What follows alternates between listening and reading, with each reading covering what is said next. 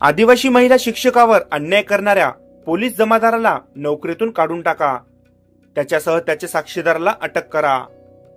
विविध सामाजिक व राजकीय कार्यकर्ते पदाधिकाऱ्यांची निवेदनाद्वारे मागणी। 7 दिवसात न्याय न मिळाल्यास भव्य मोर्चाचा इशारा। आदिवासी शिक्षक पतीपत्नीवर अन्याय करणाऱ्या पोलीस जमादार निलेश पेंढारकर व त्यांचे साथीदारांना त्वरित अटक करावी।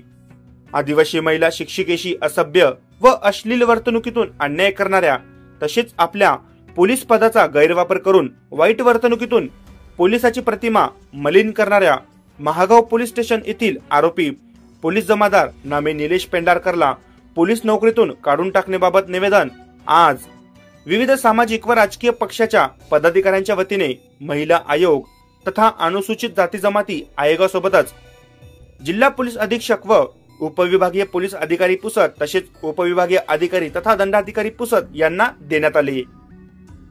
तसेच मागण्याची पूर्तता 7 दिवसाच्या आत न झाल्यास भव्य मोर्चा काढणार असल्याचा इशारा सुद्धा या निवेदनातून देण्यात आला आहे।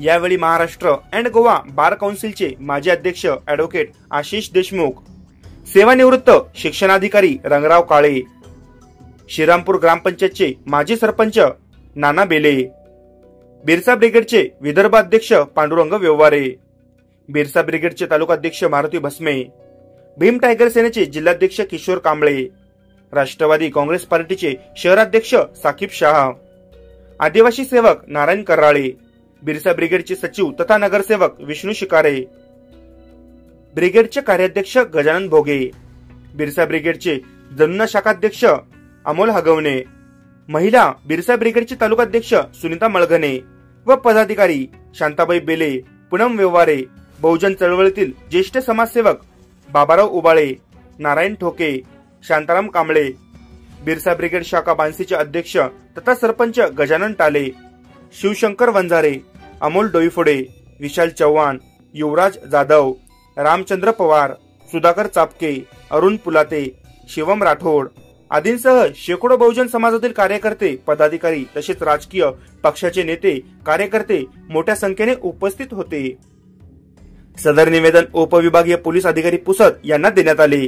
तसेच उपविभागीय अधिकारी यांच्या मार्फत जिल्हाधिकारी यवतमाळ, विशेष पोलीस महानिरीक्षक अमरावती विभाग अमरावती, गृहमंत्री महाराष्ट्र राज्य मुंबई, मुख्यमंत्री महाराष्ट्र राज्य मंत्रालय मुंबई, अध्यक्ष अनुसूचित जाती जमाती आयोग मुंबई दिल्ली, अध्यक्ष महिला आयोग मुंबई यांना सुद्धा कारवाईसाठी पाठविण्यात आले आहे। महत्त्वाची राहते आणि त्यांच्यावर फार मोठ्या प्रमाणामध्ये जनतेचा विश्वास संपादन करण्याकरता जी संधी असते तर आमचा कर्मचारी जरी असतो तरी कमी जर चुकीचं आणि गैरकायदेशीर केलं असेल तर त्याला आम्ही पाठीशी घालणार नाही। परंतु इथं चित्र दुसरं दिसतं आहे, प्रशासनावरील लोकप्रतिनिधींची पकड ढिली होत चाललेली आहे। त्याच्यामुळे प्रशासकीय यंत्रणा या ठिकाणी जे ढील खाल्लेली आहे त्याच्यामध्ये कुठल्या प्रकारचा जरब त्या ठिकाणी राहिलेला नाही आणि म्हणूनच पोलीस प्रशासन या आपल्या कर्मचाऱ्यांना पाठीशी घालत आहेत, त्यांना अटक करण्यासाठी टाळाटाळ करत आहेत। याच्या संदर्भामध्ये जनतेचा आवाज उठवण्यासाठी आम्ही या ठिकाणी एसडीपीओ साहेबांना आज दिलेला आहे। आता एसडीपीओ साहेबांना सुद्धा देणार आहोत।